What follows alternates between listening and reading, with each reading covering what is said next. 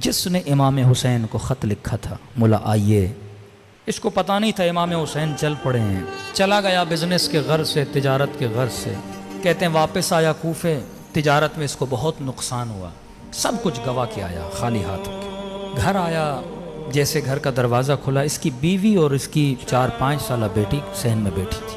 کہتا ہے جیسی میری بیٹی نے مجھے دیکھا نا، دوڑے دوڑے آئی اور میرے سینے سے آ کے لپٹ گئی۔ کہتا ہے جب سفر پہ گیا تھا میری بیٹی نے مجھ سے کچھ مانگا تھا کہ بابا جب واپس آؤ نا اپنی بیٹی کے لیے یہ چیز لے کر آنا۔ کہ اب جیسے بیٹی سینے پہ لگی نا، باپ تھا سب کچھ گوا کے پہنچا تھا۔ میں نے کہا بیٹی پوچھے گی بابا یہ لائے، میں نے یہ گفٹ بولا تھا، لیکن بیٹی نے یہ نہیں پوچھا۔ پہلا سوال جو میری بیٹی نے کیا، کہنے لگی بابا آپ کربلا نہیں گئے؟ کہہ رہا بیوی سے کہا کیا کہہ رہی؟ کہنے لگی شوہر کچھ کما کے لائے ہو، اتنے دنوں سے نہیں تھے؟ کہا نہیں زوجہ نقصان ہوا بہت، کہا گھر میں کچھ بھی نہیں ہے کھانے کے لیے۔ کہا بیٹی کیا کہہ رہی ہے؟ کیا شہر میں اعلان ہوا ہے کہ کربلا میں ایک باغی آیا ہے، جو بھی اسے مارے گا تلوار کے وزن کے برابر سونا دیا جائے گا۔ کما کر لائے ہو؟ کہا نہیں۔ کہا جلدی جا، گھوڑا اٹھا، جلدی پہنچ، دیر نہ کر۔ پورے کوفے کے لوگ جا رہے ہیں، جنگ ہے، اس نے گھوڑا لیا، بے دریغ دوڑاتے دوڑاتے پوچھتے پوچھتے میدان کربلا پہنچا۔ تاریخ لکھتی ہے جب جس وقت یہ کربلا پہنچا تھا یہ غالباً عصر عاشور کا وقت تھا۔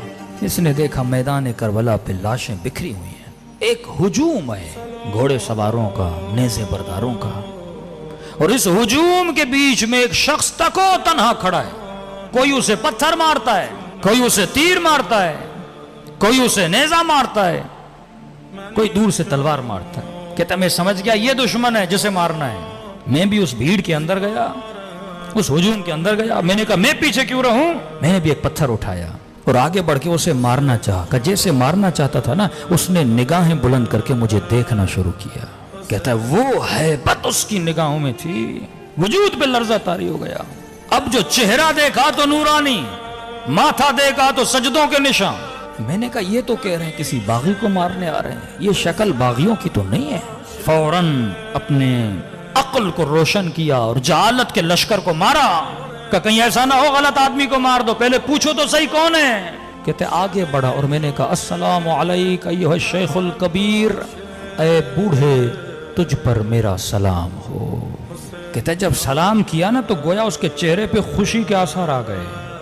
کبھی سوچا عاشور کے دن 100 مرتبہ مولا کو کیوں سلام کہنے کے لیے بولا گیا؟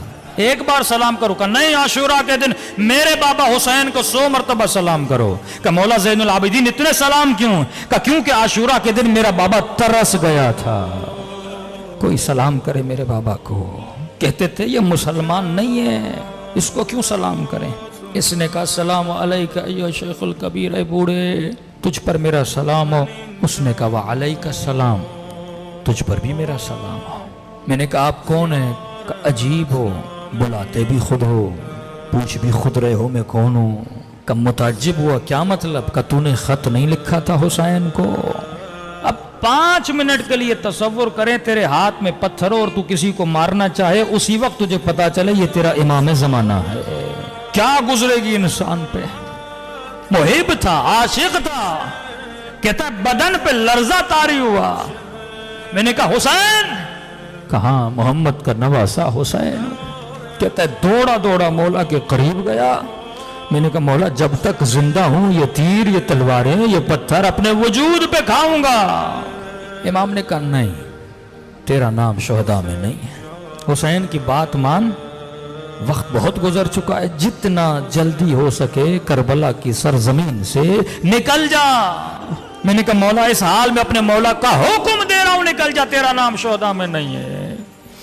مولا جلدی کیا ہے؟ فرمایا ابھی آواز دوں گا، حل من ناصر ینصرنا، جو آواز سنے گا اور نہیں آئے گا جہنمی بنے گا۔ میں نہیں چاہتا تو یہ آواز سنے، نکل جا کربلا سے۔ علماء فرماتے پتہ نہیں حسین کیوں اتنا اصرار کر رہے تھے، کہ شاید حسین یہ چاہتے تھے کوفے میں کوئی تو ہو میری زینب کے لیے چادر کا بندوبست کرے، کوئی تو ہو جو میری غربت کا اعلان کرے۔ کہتا جب حکم دیا نا امام نے، روتی ہوئی آنکھوں سے قدم پیچھے کرتا گیا۔ کہتا تھوڑا دور ہی ہوا تھا، پیچھے سے پھر آواز دی ذرا میرے قریب تو آ۔ کہتا ہے خوشی خوشی دوڑا، شاید حسین نے اذن جہاد دینا ہے، آگے بڑھا مولا، لڑوں، دفاع کروں، جان قربان کروں۔ کہا اس کے لیے نہیں بلایا۔ مولا کیوں بلایا ہے؟ کہا اپنے زخمی بدن اور زخمی انگلیوں سے حسین نے ایک انگوٹھی اتاری، مجھے نہیں پتا میرے مولا کی انگلیوں میں انگوٹھیاں تھی کتنی، ایک انگوٹھی تو ظالم نے انگلی سمیت کاٹ لی تھی، انگوٹھی اتاری اور مجھے دی، کہتا میں پریشان ہوں مولا مجھے کیوں دے رہے؟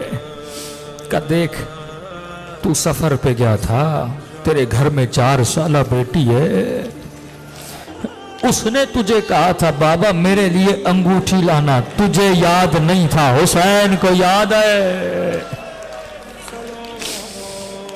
اتنی محبت کرتے حسین تیرے بچوں سے۔